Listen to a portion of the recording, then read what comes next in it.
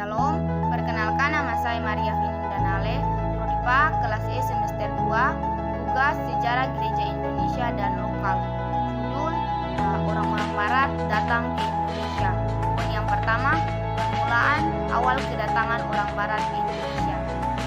Pada tahun 1492, orang-orang Spanyol menemukan sebuah benua di mana tidak diketahui oleh orang-orang Eropa sebelumnya, yaitu benua Amerika. Dan pada tahun 1498, kapal-kapal orang Portugis yang dibawa pimpinan Vasco da Gama berhasil melewati ujung selatan benua Afrika dan berlayar ke India. Akhirnya terjadilah perlombaan antara kedua negeri tersebut. Karena tidak ada yang diikuti, akhirnya pada saat itu Sri Paus membagi dua wilayah. Amerika adalah wilayah kekuasaan orang Spanyol dan Asia adalah wilayah kekuasaan orang Portugis. Antara wilayah jajahan orang Spanyol dan Portugis ada perbedaan hasil.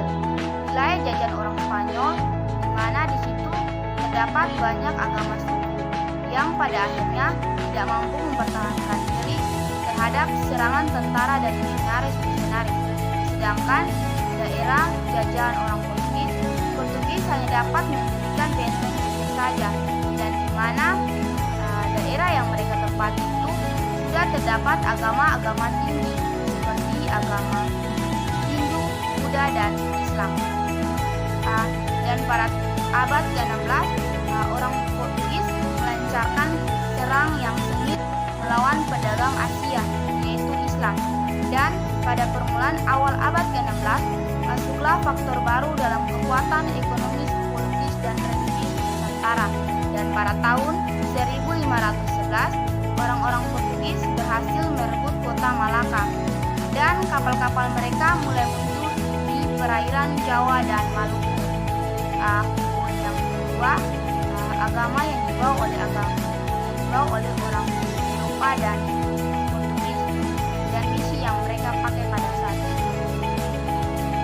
Agama orang Barat yang masuk pertama kali ke Indonesia adalah agama yang dibawa oleh orang Spanyol dan Portugis, yaitu agama Kristen Katolik. Dan misi yang dipakai mereka pada saat itu adalah agama Katolik pada saat itu bersifat hierarkis. Kaum pada saat itu kurang mempunyai suara dalam gereja. Mereka di bawah pimpinan imam yang membawahi uskup dan paus.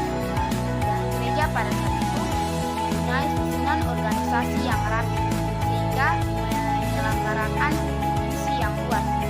Gereja pada saat itu mengusahakan keragaman yang besar, antara lain adalah ibadah. Dan ibadah pada saat itu harus sama di mana-mana. Dan bahasa yang mereka gunakan adalah bahasa Latin.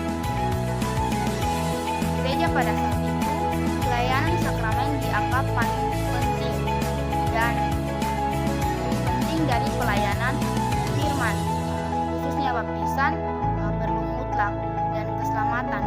Dan anggota-anggota gereja biasanya ditekankan bahwa sakramen membawa pada keyakinan bahwa unsur-unsur sakramen, yaitu air, roti, dan anggur, merupakan benda yang sakti.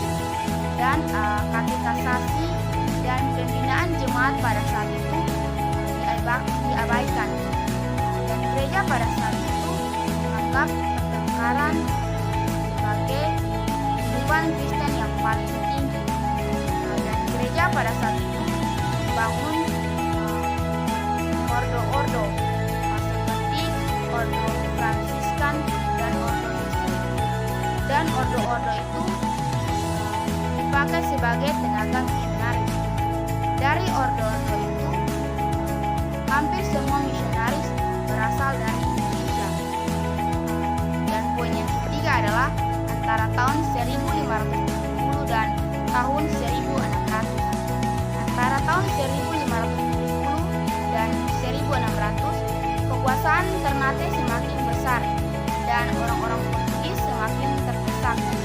Karena nasib dan misi mereka itu pada saat itu terikat, akhirnya orang-orang Portugis diusir dari Nusantara. Mereka diusir dari Nusantara kecuali di NTT, dan mereka diusir oleh orang-orang Eropa lainnya, yaitu orang-orang Belanda.